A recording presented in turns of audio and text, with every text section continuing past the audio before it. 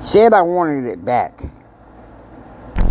Welcome to Strenuous Life Radio, the podcast for entrepreneurs, men and women, learn the essentials and soft skills of the strenuous life. Hello, it's JR here. We're going to be talking about consistent self-discipline. I want you to sit still and listen here to Jim Rohn.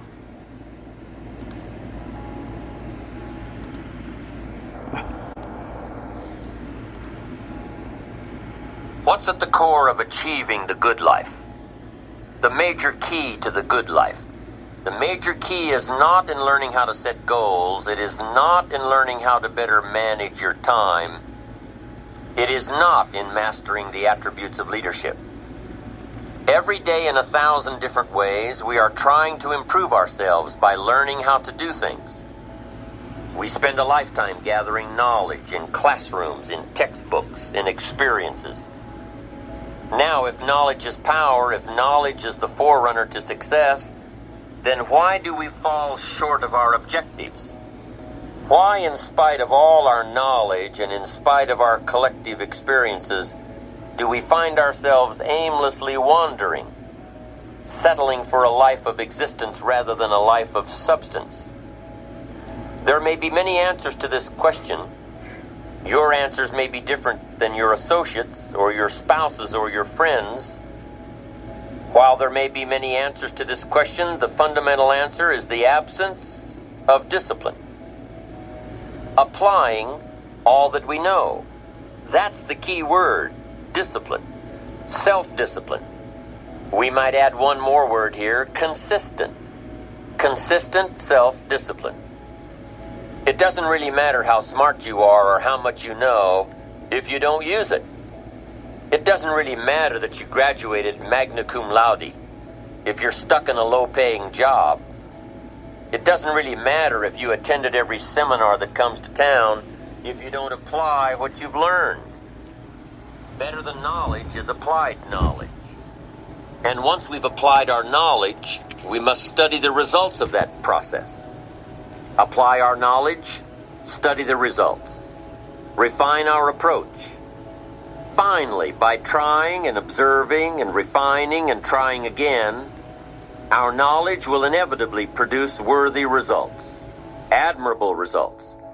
And with the joy and results of our efforts, we continue to apply, to learn, to observe, to fuel our ambition with the positive reinforcement of continued progress. Pretty soon, we'll find that we're swept into a spiral of achievement, a vertical rise to success. And the ecstasy of that total experience makes for a life of triumph over tragedy, dullness, and mediocrity. But for this whole process to work for us, we must first master the art of discipline, self-discipline, consistent self-discipline. It takes consistent self-discipline to master the art of setting goals, to master the art of time management, to master the art of leadership, to master the art of parenting and relationships. If we don't make consistent self-discipline part of our daily lives, the results we seek will be sporadic and elusive. It takes a consistent effort to truly manage our valuable time, or we'll be consistently frustrated. Our time will be eaten up by others whose demands are stronger than our own. It takes discipline to conquer the nagging voices in our minds. The fear of failure, the fear of success, the fear of poverty, the fear of a broken heart. It takes discipline to keep trying when that nagging voice within us brings up the possibility of failure. It takes discipline to admit our errors and recognize our limitations. The voice of the human ego speaks to all of us. Sometimes the voice of ego says that we should magnify our value beyond our results. It leads us to exaggerate, to not be totally honest. It takes discipline to be totally honest, both with ourselves and with others. Be certain of one thing. Every exaggeration of the truth, once detected by others, destroys our credibility and makes all that we say and do suspect. As soon as a business colleague figures out that we tend to exaggerate, guess what? They'll they'll always think we exaggerate. And they'll never quite hold us in the same regard again. Never. The tendency to exaggerate, distort, or even withhold the truth is an inherent part of all of us. It starts when we're kids. Johnny says, "I didn't do it. I didn't do it." Well, maybe Johnny didn't do it, but he probably had something to do with it. And then it continues when we're adults, exaggerating the benefits of a product to make a sale, exaggerating our net worth to impress old friends, exaggerating how close we are to closing a deal to impress the boss. And only an all-out, disciplined assault can overcome this tendency. It takes discipline to change a habit, because habits are formed a little bit each day, every day, every day. Once habits are formed, they act like a giant cable. They act like a nearly unbreakable instinct that only long-term disciplined activity can change. We must unweave every strand of the cable of habits. All right. For the next about 6.5 minutes, I'm going to talk to you about mastering self-discipline. One thing I learned early as a teenager: sometimes you got to overcome your fear. You got to try. And then you got to move beyond try and do. Not always easy. But you know what? It's worth it. You want to know why? Because you're worth it. Theodore Roosevelt, he said this. He said,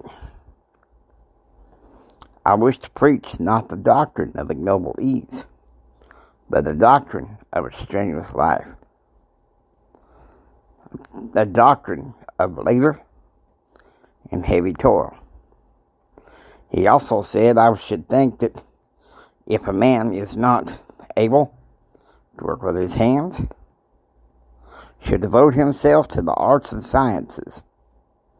Well, that's what Jimmy and I are doing. We're devoting ourselves to the arts through the science of the internet, podcasting. And so that's the thing.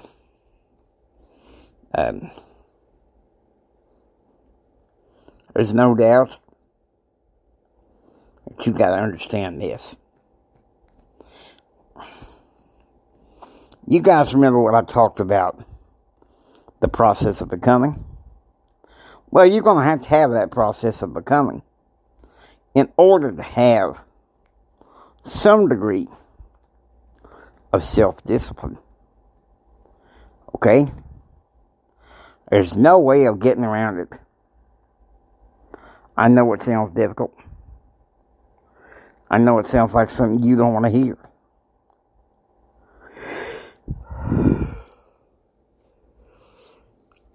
But it is what it is, whether we like it or not.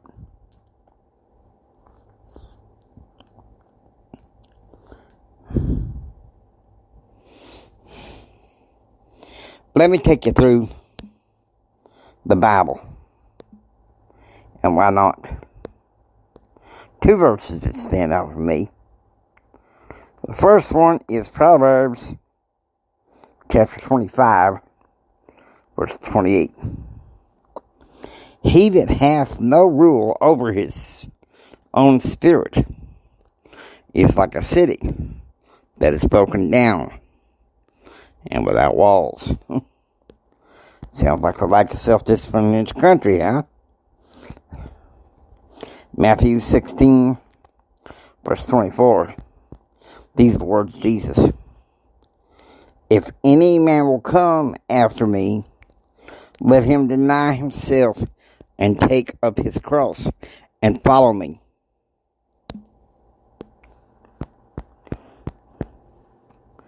Being that I'm recording this on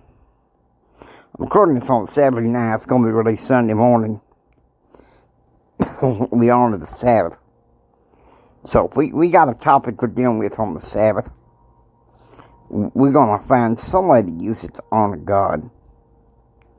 No ifs, ands, or buts. I love what Jim Rohn has to say. I think he makes all the difference in the world. So I want you to stand tall and realize, hey, sometimes you may have that fear. That fear of failure.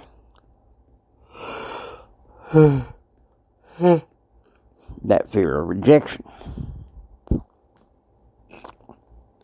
You know what you need to do? You need to develop yourself so that you can overcome that rejection. You know? If they reject your sales pitch, they ain't rejecting you. They rejecting the message. And something, Dr. Delatoro McNeil says this. He says, rejection is hidden selection. I want you to think about that. Those friends that reject you, you find some friends that select you who are more successful, have something to show for it. Now, there you go. I mean, this is one of them things that I strongly believe in. Now, I gave Jim Rohn quite a bit of time to discuss it. The late Jim Rohn, God bless his soul. But self-discipline is a part of the strenuous life. Having a morning routine. Have a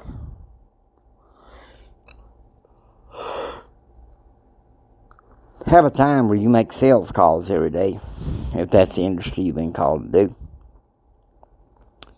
And then having the time to pray before the Lord.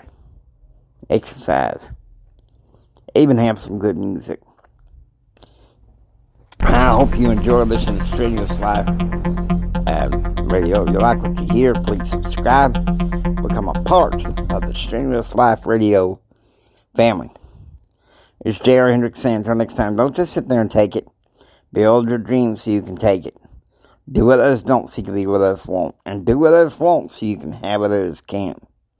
And like my daddy always said, think strong, and live the strenuous life. God bless you. Y'all take care now, you hear? Y'all take care. God love you.